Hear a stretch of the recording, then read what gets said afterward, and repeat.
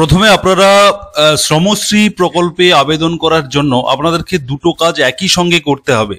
এক হচ্ছে পরিযায়ী শ্রমিক হিসেবে আপনার যদি আগের থেকে নাম নথিভুক্ত করা না থাকে সেক্ষেত্রে আপনি প্রথমে নাম নথিভুক্ত করবেন এবং ঠিক তারপরে আপনি একই সঙ্গে শ্রমশ্রী প্রকল্পে টাকার জন্য যে বেনিফিটের জন্য বা যে টাকা দেওয়ার কথা ঘোষণা করা হয়েছে তার জন্য আবেদন করবেন।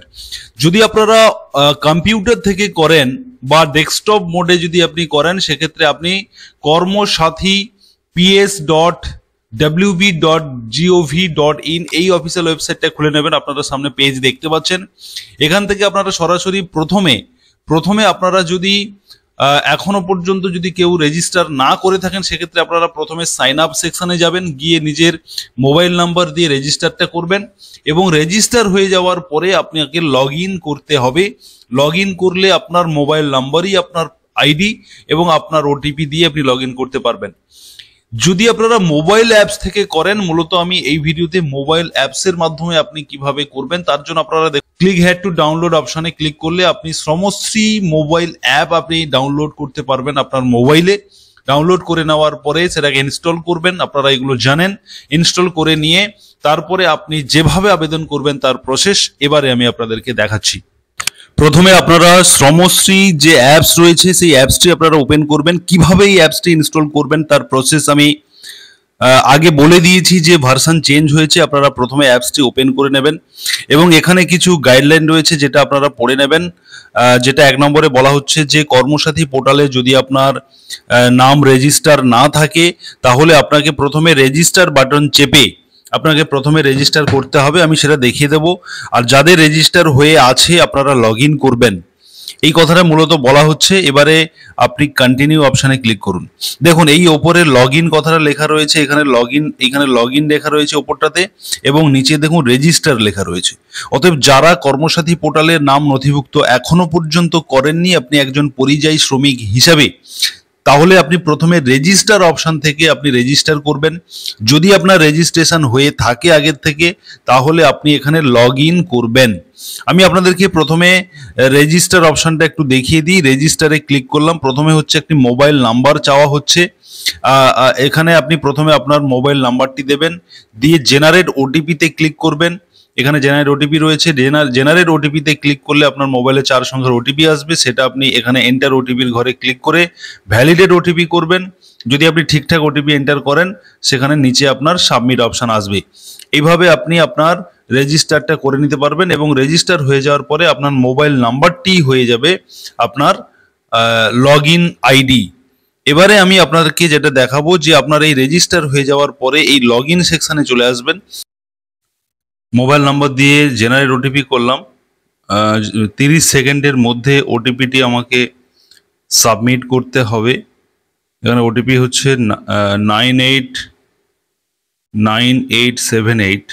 এখানে আমি ওটিপিটা এন্টার করলাম 9878, ভ্যালিডেট ওটিপি করলাম এবং সঙ্গে সঙ্গে ওটিপিটি ভ্যালিডেট হয়ে যাওয়ার পরে সঙ্গে সঙ্গে আমাকে পরবর্তী অপশানে চলে এসছে। দেখুন পরবর্তী পেজে চলে এসছে।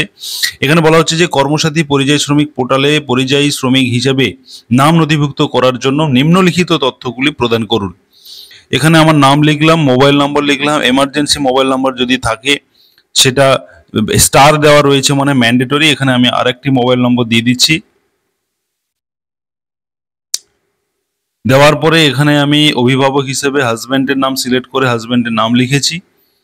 এবারে এখান থেকে জেন্ডার আমি ফিমেল করে দিলাম। ধর্ম এখান থেকে সিলেক্ট করব, হিন্দুইজম করলাম। ক্যাটাগরি করে দিলাম এসসি। ডেট অফ বার্থ করে দিলাম। আচ্ছা, এবারে আধার নাম্বারটি আমি আগেই রেজিস্টার করার সময় দিয়েছিলাম। এবারে রেশন কার্ড টাইপ SP দিলাম। রেশন কার্ড নাম্বার এখানে দিতে হবে। এবারে রেশন কার্ড নাম্বার দিতে হবে। এখানে আমি রেশন কার্ড নাম্বারটি এন্টার করছি 005475535 00700547535। 47 এটা দিলাম এবং পরে ভোটার আইডি কার্ড নাম্বার চাওয়া হয়েছে এবং সেভ নেক্সটে ক্লিক করব। এবারে এখান থেকে আমার হচ্ছে পার্মানেন্ট অ্যাড্রেস চাওয়া হচ্ছে, অতএব যিনি আবেদন করছেন তিনার পার্মানেন্ট অ্যাড্রেসে জেলার নাম দিতে হবে।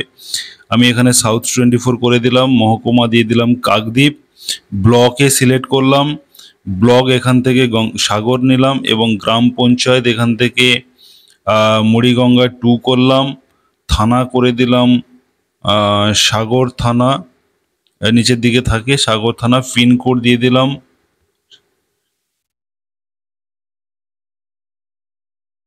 পিনকোড দিয়ে দিলাম 743373। এবারে এখান থেকে পার্মানেন্ট অ্যাড্রেসটা লেখার কথা বলছে, আমি এখান থেকে ভিলেজ পোস্ট একসাথে করে দিচ্ছি 743373 দিয়ে আমি সেভ নেক্সট করলাম। এবারে এখানে বলা হচ্ছে যে কর্মসাথী পরিযায়ী শ্রমিক পোর্টালে পরিযায়ী শ্রমিক হিসাবে নাম নথিভুক্ত করার জন্য নিম্নলিখিত তথ্যগুলি প্রদান করুন। বর্তমানে পশ্চিমবঙ্গের বাইরে কাজ করেন কিন্তু দেশের ভারতের মধ্যে কাজ করছেন, তাহলে এখানে এই টিকচিহ্ন দিতে হবে, সেটা আমি দিলাম। এবারে রয়েছে হচ্ছে কান্ট্রি, যদি আপনারা কেউ দেশের বাইরে কাজ করেন সেক্ষেত্রেও কিন্তু অপশানগুলো আছে, আপনারা দেখে নেবেন। বা কেউ যদি কাজ করতে যাবেন ভাবছেন, এমনটাও যদি হয়ে থাকে সেক্ষেত্রে কিন্তু পরপর অপশানগুলো দেওয়া থাকে। আমি এটা সিলেক্ট করলাম এবং আমি রাজ্য সিলেক্ট করব, কোন রাজ্যে আমি কাজ করতে যাই সেটা আমি সিলেক্ট করব। অতএব এখান থেকে আমি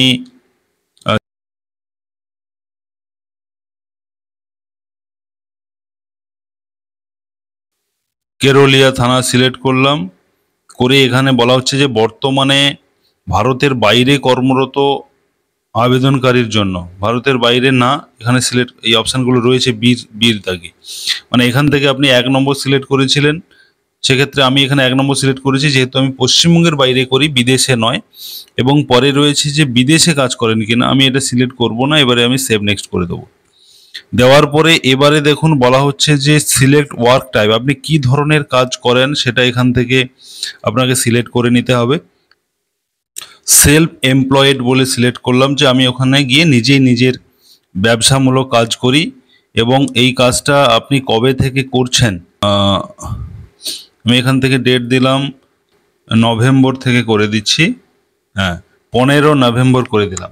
15 নভেম্বর 2019 থেকে কাজ করছি।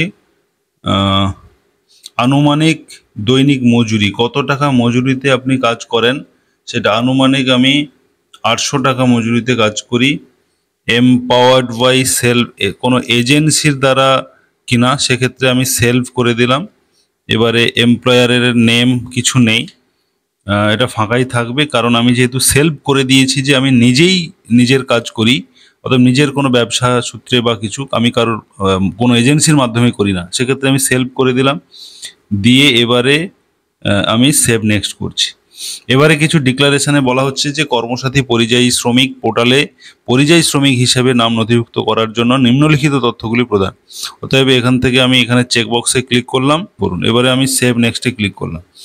ক্লিক করার সঙ্গে সঙ্গে আমাকে একটি রেজিস্ট্রেশন নাম্বার দেওয়া হবে। আমি দেখতে পাচ্ছি এই মুহূর্তে আমি এখানে সেভ নেক্সট করছি কিন্তু হচ্ছে না, কোনো কারণে সার্ভারের ডিস্টার্ব থাকতে পারে। এই মুহূর্তে অ্যাডজাস্ট করে ক্লিক করে সঙ্গে সঙ্গে যদি সেভ নেক্সট করি তাহলে কিন্তু ফাইনাল সাবমিশনে এখানে অ্যাপসে আটকে যাচ্ছে, ফাইনাল সাবমিশনটা কিন্তু এই মুহূর্তে হচ্ছে না। অতএব আপনারা যারা অ্যাপ্লাই করবেন আপনারা এইভাবে ট্রাই করবেন। এটা সেভ নেক্সট করার পরে কিন্তু আপনার জন্য একটি রেজিস্ট্রেশন নাম্বার জেনারেট হবে, যেটা আপনাকে প্রিন্ট আউট করে নিতে হবে এবং সেটাই হচ্ছে আপনি যে পরিযায়ী শ্রমিক এবং শ্রমশ্রী পোর্টালে যে আবেদন করলেন তার প্রমাণ হিসেবে কিন্তু ওই নাম্বারটা আপনাকে সেভ করে রাখতে হবে, যেটা এই সেভ নেক্সট করার পরে আপনার কাছে আসবে।